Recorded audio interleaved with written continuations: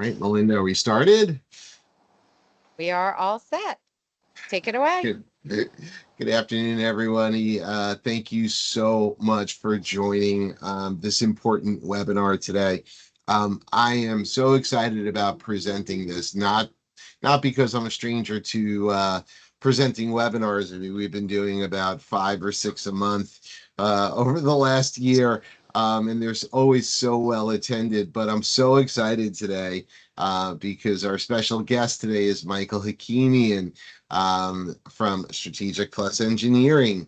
So, Michael, quick hello from you. Hi, everyone. Thanks for having me.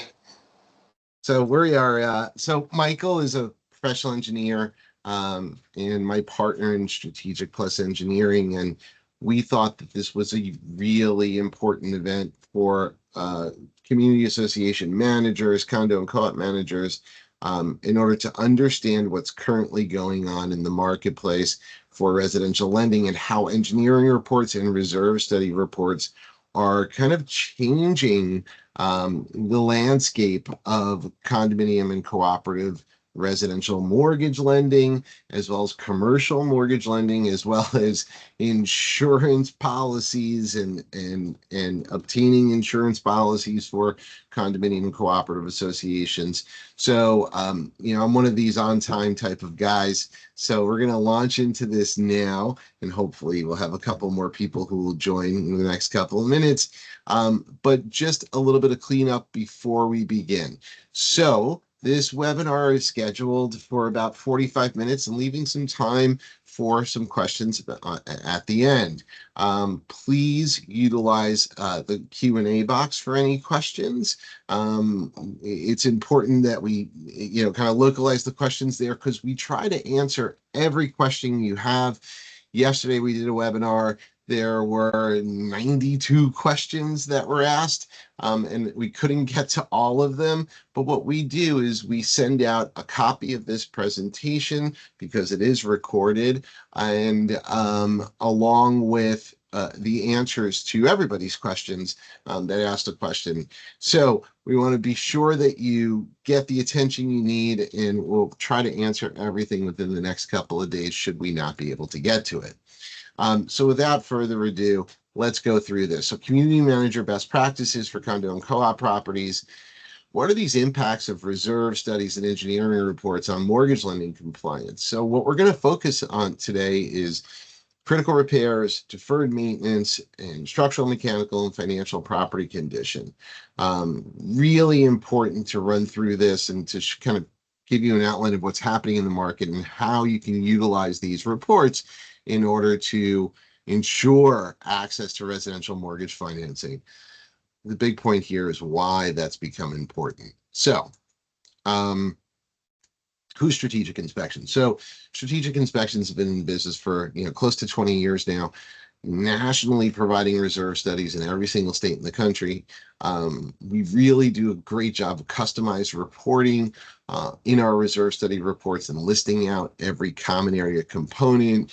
Our reports are, offered online in a password protected access for managers and board members. So as board members come onto the board or leave the board, you can provide them with access or remove their access. And for our property manager, community manager clients, we essentially have this repository online for them with a great dashboard that lets them look at all of their reserve study reports on any property that they're managing. Our reports are, I think, the only Fannie Mae and Freddie Mac and bank and lender compliant report in the industry. And that's primarily because we offer in every single report and provide this custom lender property analysis that outlines exactly what lenders want to see when looking at a reserve study. We'll outline why that's important. And again, there's this full listing of common area components with their remaining useful lives, their condition, what their cost is to repair and maintain, along with a really fantastic financial analysis on the property. And that's a really important point right now. And I'm bringing this up now because it really dovetails into lending compliance.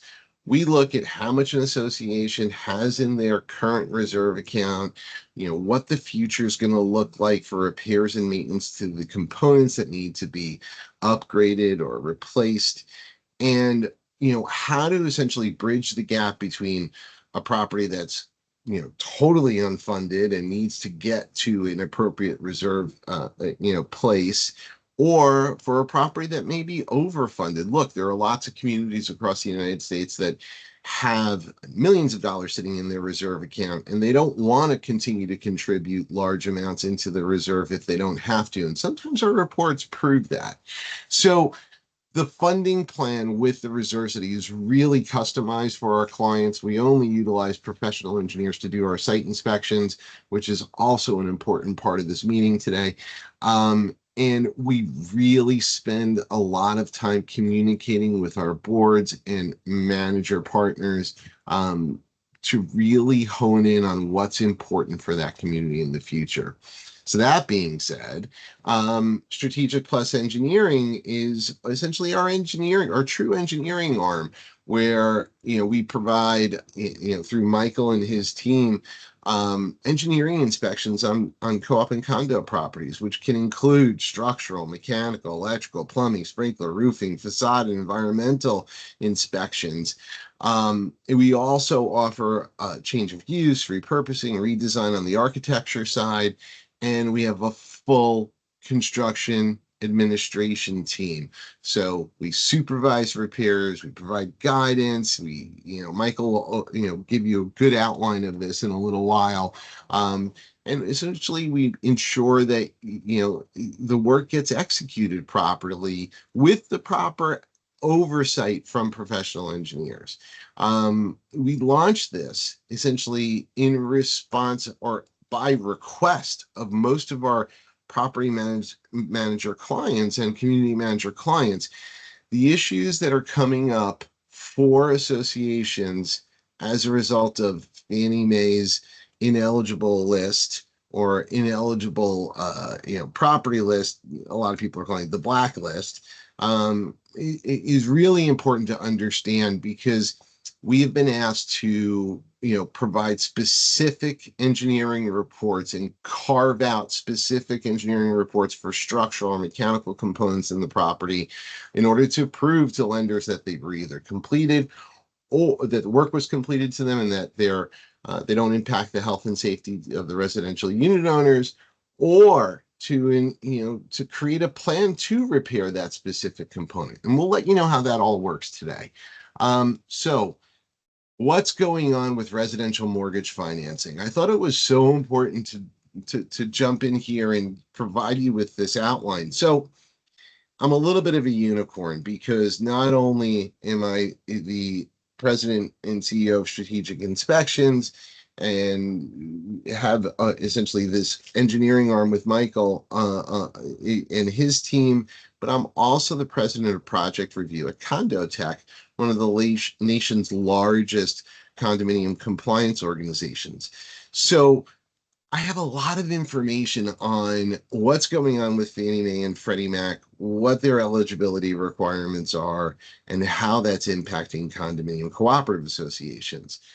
I currently sit on the board of CAI's Community and Government Affairs commission, essentially, that works directly with, the politicians in Washington, D.C. and across the country in order to kind of create understanding of what the difficulties are in condominium associations and cooperative associations. And I'm also a member of the Reserve Study Best Practices Task Force, kind of creating a new reserve study template for the industry that's compliant with agency lending requirements. So this is all as a result of these changed guidelines from Fannie Mae and Freddie Mac regarding mortgage eligibility for residential unit owners. So our focus almost entirely is to ensure that condominium cooperative properties are compliant with agency lending guidelines through our engineering reports or reserve studies. And what has happened has been that since the tragic collapse of the Surfside, the condominium Surfside, Florida, I think it's almost 5 years at this point, 5 years ago at this point, there have been massive changes to regulations for lending and insurance across the United States. And the most impactful one is certainly from Fannie Mae and Freddie Mac. So Fannie Mae and Freddie Mac are the two largest purchasers or insurers of residential mortgages in the United States. And to understand this, you have to understand that they have specific lending guidelines for lenders who want to lend to a borrower in a condominium or cooperative development. And those guidelines have changed. Not only is there a giant focus on critical repairs and deferred maintenance in these properties and really doing a deep dive look into the components and component cost, but there's also this focus on reserves and how much a condominium or cooperative community is setting aside for reserves, how much capital they have sitting in their reserve account, and how they're spending that money and what the condition of the components of these properties is. And what has happened is that Fannie Mae and Freddie Mac actually have created an unavailable for lending designation for condominium and cooperative properties that run afoul of their lending guidelines. And it's so tremendously impactful. And I'll give you some examples. Currently, and this has only happened in the last 18 months, currently there are more than 5,500 condominium and cooperative communities that are designated as unavailable for lending. And when that designation hits a community, what ends up happening is that lending, residential mortgage financing shuts down for that entire community. Not only do residential mortgage companies not have a home for a loan that they're writing in that particular property, but it's so impactful because regular portfolio banks who are lending in luxury developments or are lending outside of Fannie Mae and Freddie Mac's lending guidelines have also shut down mortgage financing in these communities if they appear on this unavailable for lending list. And it's incredibly difficult to get off of the list or to remove that designation. Not only does it take time and effort to do it, but you have to complete the critical repairs or deferred maintenance that, or any of the reasons why you've ended up on that ineligible list. And that could be because of, inadequate reserves, no reserves in the operating budget, being collected every year. I mean, there's a million reasons why you could land on that list as a condominium association or a cooperative association. What's key to understand here is this is bled through the marketplace in all different areas, meaning that, not only are you ineligible for mortgage financing, and mortgage financing is, virtually impossible to get. I mean, there is mortgage financing available through non-warrantable lenders, lenders that don't follow Fannie Mae and Freddie Mac's lending guidelines, but it's few and far between, very hard to get. It's often at much higher interest rates. We're talking about often 2 to 3% higher in an interest rate to get a non-warrantable mortgage on a unit in a condo development. But it also doesn't have the same terms. Often you can't get a 30-year fixed rate mortgage. You can only get, some sort of adjustable rate mortgage, and it's really difficult to get.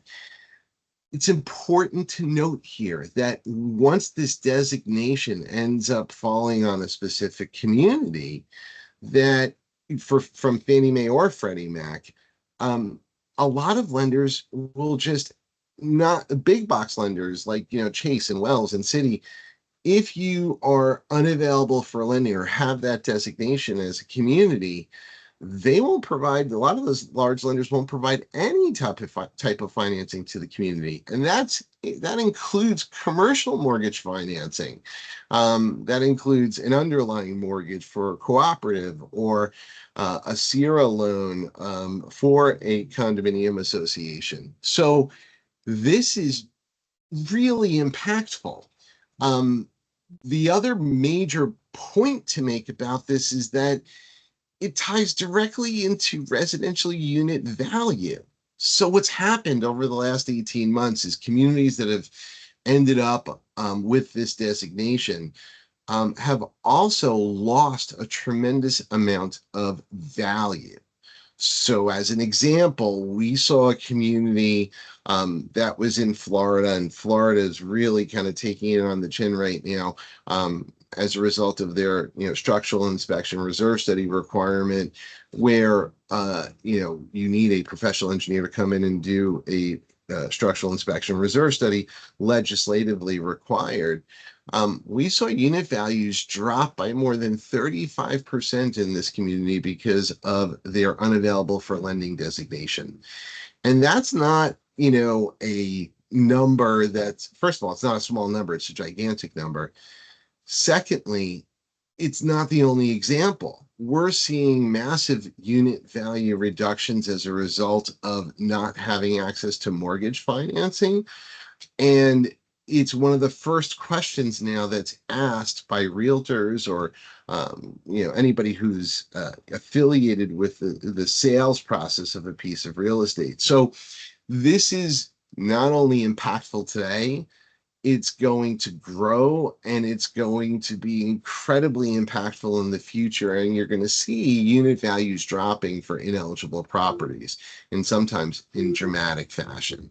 So how do you solve the problem? One of the easiest ways to solve the problem is to do the work that's necessary. So if you have critical repairs or deferred maintenance on specific components in a condominium or cooperative property, those repairs have to be complete in order to be eligible for residential mortgage financing. It's a very fine line between what's common and customary as a repair and what is a critical repair. And that definition is a little bit muddy right now. So as an example, a roof replacement may be a critical repair. It depends. If the roof is currently leaking and has an impact to the health or safety of the residential unit owners, then it's a critical repair, and mortgages are ineligible to be provided in that condominium association or cooperative association. If there are no leaks and it's a common and customary roof replacement that happens every 15 years or 20 years, dependent upon the roof, then you can essentially provide some sort of report to the lenders to outline that, even if the work isn't complete, and outline that there are no health and safety issues in regard to that roof replacement. So that's just one example of many. And Michael's going to come on in a minute and give you a couple of other examples that we've seen out there. But I cannot begin to stress greatly enough how important it is to ensure that not only is your property, essentially maintained properly, but you have the capital that's necessary to do the current repairs and future repairs to the common area components. So that's where reserve study reports and engineering reports come into this. Reserve study reports, when performed by a professional engineer, hold an enormous amount of weight with the residential lenders, the GSEs, the Fannie Mae and Freddie Mac, the agencies, when they're reviewing those reports. So first and foremost, they require that if you're utilizing a reserve study report, that it's not older than 36 months. The same goes for engineering reports if you're utilizing them to get lending approval on a particular condo or co-op property. those reports, dependent upon who completes those reports, and I've seen a lot of reports and reviewed a lot of reports in the industry, and not every reserve study is equal, so to speak. That's frankly why I'm on this reserve studies best practices task force, because we're trying to create some sort of, standardized reserve study report. But to give you an example, the strategic inspections reserve study report, again, only utilizes professional engineers for site inspections.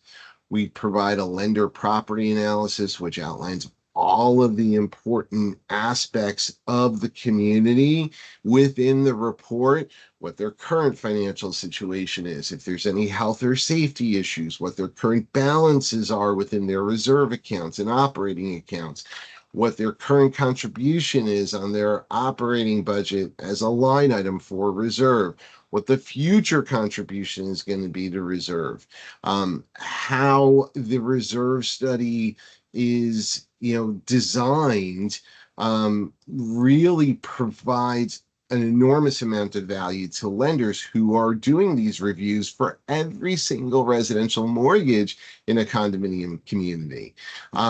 Our reserve study report is strategic. We've been told over and over again by attorneys who represent the condominium or cooperative associations, and or the property managers, that it's reduced their liability greatly, because every single time a loan is applied for in a condo or co-op community, a questionnaire has to be completed by the property manager or the board.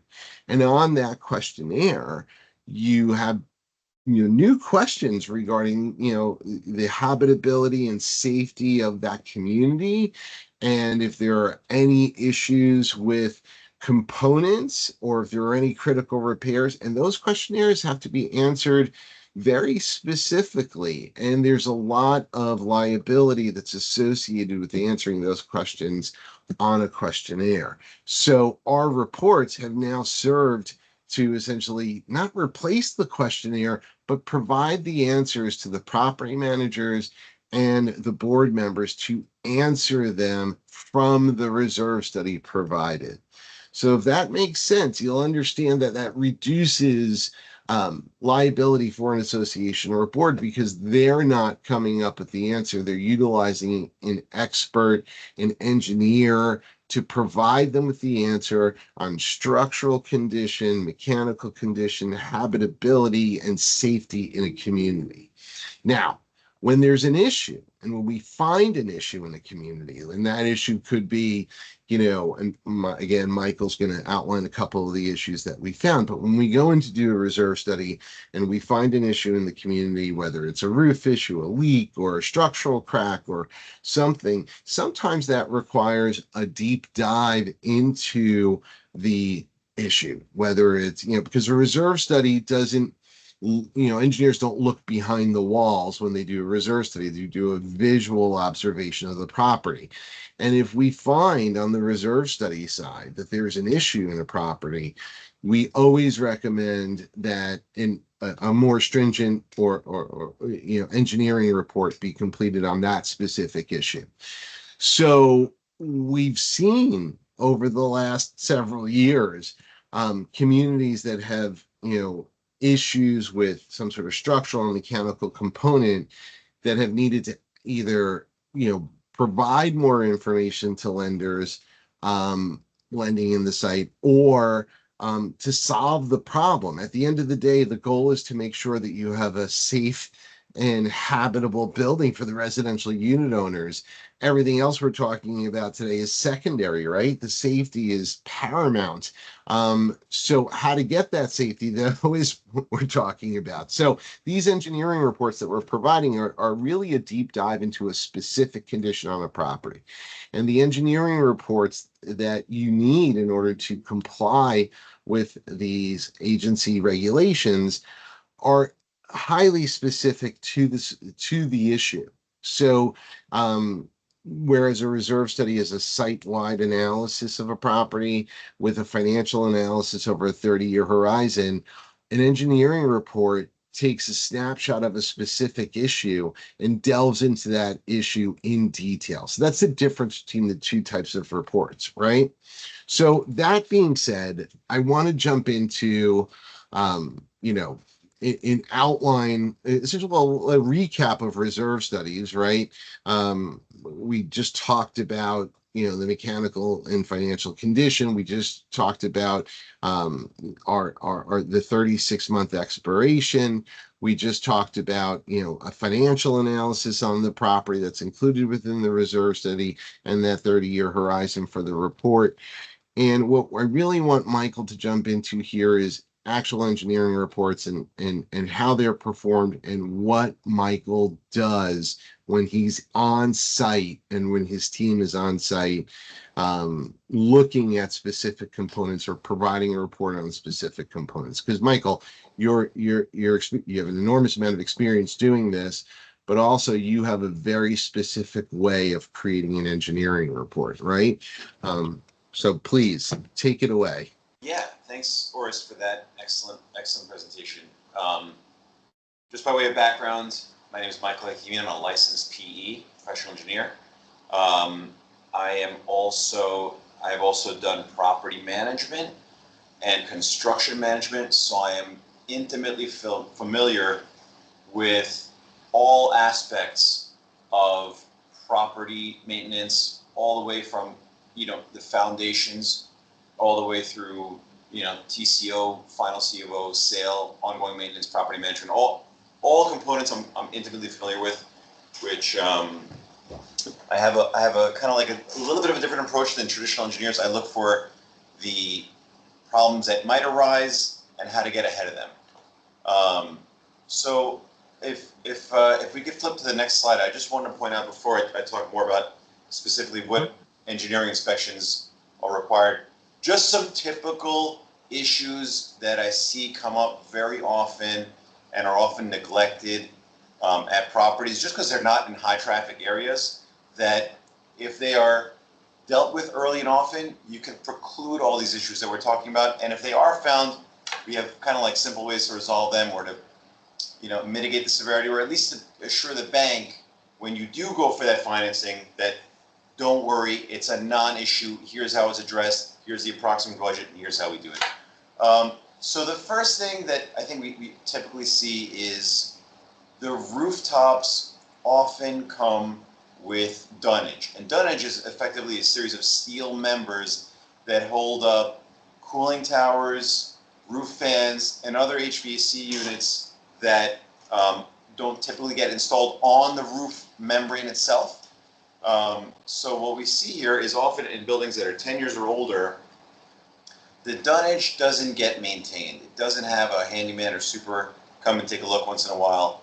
And you go from the condition on the left, which is really very light rusting of the member, to almost total delamination, which is the photo on the top right, where you can see that the integrity of the steel member at that point is completely delaminated. There's no way to salvage that piece or to even weld on additional supports. That warrants a complete replacement.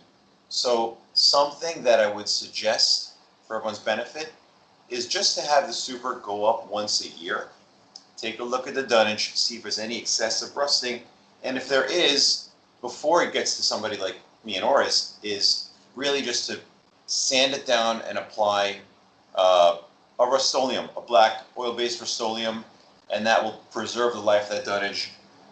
If you do have rusting and it's a judgment call, we're always here to help, to kind of come out and say, hey, is the integrity compromised?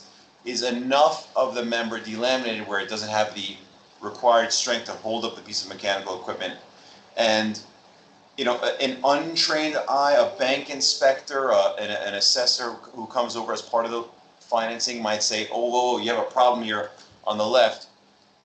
What Oris and I like to do is to go in and say, here's a report, here's my PE stamp, this is fine, here's the maintenance that has to happen, it's a non-issue. And that most often alleviates this and brings it into a viable condition for the prospective borrower. Let me pause right there, Michael, because that's a great point. What we've seen over and over again is that issues are flagged, and this is a great example of an issue, but there are so many others, right? But that we could outline here. But we'll see an issue flagged, it'll be raised in meeting minutes, or there's something on an operating budget that outlines that they're spending money to fix a specific issue, and all of a sudden that issue blows up and becomes the reason why a condo or co-op becomes non-compliant for lending. And what we're doing and what we're seeing is, we'll get hired to go look at that specific component, and Michael and or his team will go out to the property and say, look, this component is in, it may be a little bit rusty, but there's no health or safety issue to the residential unit owners on a specific component. Or if he finds the other side here, there's, look, you absolutely need a replacement, and we'll walk you through the process of getting that specific component replaced, either the construction management side, but certainly providing an engineer's report on that specific component. But I can't stress enough how many times we've gone on, I've looked at an issue and have gone into a property and realized that it wasn't a giant issue and it wasn't impactful. And now we finally have the solution to fix that issue with residential lenders by performing an engineering report. So sorry to interrupt you, Michael, but I had to throw that in there. Of course. Thank you, Russ. Another kind of like typical issue that comes up that we see is that's neglected rather is, again, just due to the fact that you don't really see these in the common areas and amenities. And, a lot of managers are very diligent. They'll walk the corridors and amenities at least once a week to see how everything's looking. In the mechanical spaces, in boiler rooms in particular, and in other mechanical areas, there's typically or traditionally a sump pit or a sewage ejector pit with pumps associated with it. And what we find is on those kind of basement units, if there's a bathroom or other plumbing that goes below the sewer tap or below the gravity feed, once those fail, you get plumbing backups and you get water infiltration, you get mold, you get damage to other mechanical equipment. It could be something as simple as a damaged sump pump. It can be as complex as a fire pump, which is many, many thousands of dollars. So what we like to recommend is to have the sump pits cleared out once a year, at least visually checked once a year to make sure that not too much debris or junk has fallen in there. The best practice is to get a redundant sump pit or sewer ejection pit, sewer ejector pump in the same vicinity, just in the event that, God forbid, the first one fails, the backup is still working. We like this to have a local alarm also, specifically because when the super walks past or he's going to his shop or whatever and he hears that alarm, he'll know automatically, whoops, one of the pumps is out, let's get it fixed before both of them go out and we have a problem. So this can be in any condition, anywhere from sump pits, sewer ejector pits. If your property is somewhere where there's a high water table that requires French drainage, redundancy is the best. These pumps go for as little as $1,000. They can cause as much as $100,000 plus of damage and wreak havoc for your financing. That's another typical one that we like to flag early and often. Another super typical condition, roof ponding. A lot of times the roof is initially installed with the appropriate pitch and the appropriate drainage. Over time, and as spot repairs are done on the roof, the pitch tends to change to the extent where you get significant ponding in certain areas, right? So if you have a roof that's nicely pitched, but you have built up one area to fix some previous leak, all of a sudden you'll see water going to different areas. And what happens is when you have that significant ponding, you're going to find that the roof degrades earlier and it will accelerate the necessitating a roof replacement. So typical solution here, if that ponding is caused by incorrect pitch and it's an exposed modified bitumen roofing like you have in this photo on the bottom right, Simply repitching by adding new layers or insulation to get the water back to the drains is the best solution. And in general, when you see a roof is nearing the end of its useful life and you know that the condo doesn't have the money to do a total replacement, there's a couple of other options just to treat the roof in general. This isn't specific to ponding, but to roofs in general. There are emulsifiers, which are the most expensive part of kind of like a retrofit or treatment. There's things that are as inexpensive as an aluminum coating, which also improve the energy rating of the building and will preserve the life of the roof a little bit longer before you go to the replacement. And again, we have a pretty keen eye for roof maintenance. So if you see something that's on the brink, but you know your condo or your board president is like super conservative, we're happy to take a look at that for you to make some recommendations on what to do specific with that roof. But these are just a handful. There's so many other conditions where a bank inspector will come through, see something, they'll go nuts, and it's a non-issue. And if it is an issue, we'll usually have a clever solution for it that doesn't break the bank. So It's just brilliant. I mean, it's so important. It's very funny because, being in the industry as long as you and I have, we've seen some of the horror stories that have gone on out there. We've seen some of the difficulties that managers have had, some board members have had. And my joke all the time is that I squeak when I walk because I'm so cheap. Um, but it's, there are sometimes very low cost fixes to getting a property back into compliance, to fixing an issue, and to not impact the health and safety of residential unit owners. And as you said, there's so many of these issues that come up. The key here is, having the experts come onto site and taking a look at these issues and providing you with the information you need to make the right decision, right? So this is great. Michael, let's jump into some of the other stuff that you've been doing. And wow, how did I do that? Obviously, these engineering reports have been utilized now in order to solve these lending issues, but there's a preventative side of this as well. And the way we typically and have been doing this lately over the last several months and is to, in most instances, we do a reserve study on a site. If we find any issue, and the reserve study essentially, sets up the reserve funding for the future repair of the components and structural mechanical components in that property, all the common area components. But if we find an issue, right, we go back in and you do a site inspection on that property for that specific issue to really outline what the structural and mechanical issue is to that component. Is there, or I know there is, but what's the best practice from a property manager perspective on the time frame side? Because I know, and everybody should know, reserve studies take a long time to do. The industry right now is delivering reports in like 6 months. I think it's strategic. We're down to about 75 days to complete a reserve study for an association, and we don't charge for rushes if it's an urgent issue. But what's the best practice essentially for the time frame of dealing with an issue? Let's say we go out and do a reserve study, identify an issue to the property. How quickly can your team be on site? So for anything let me start this way. We ideally like 2 to 7 days to schedule it properly.